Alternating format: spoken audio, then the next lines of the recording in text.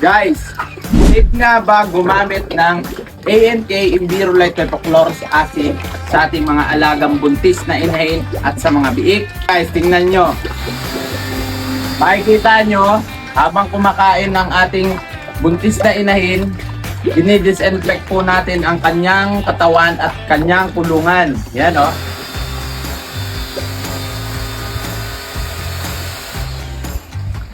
Safe na safe guys gumamit ng ANK Envirolite Hypochlorous sa ating mga alaga. Kasi guys, non-toxic at walang halong chemical ang ANK Envirolite Hypochlorous Acid. At wala siya guys nagiging masamang epekto sa ating mga alagang baboy.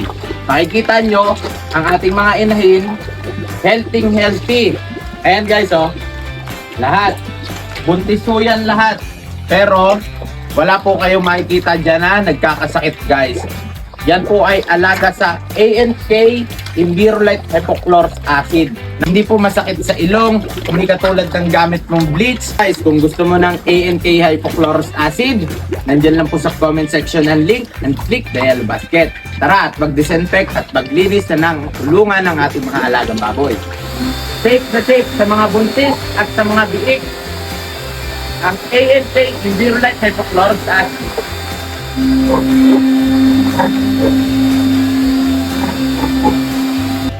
Alagang Envirolite po yan guys.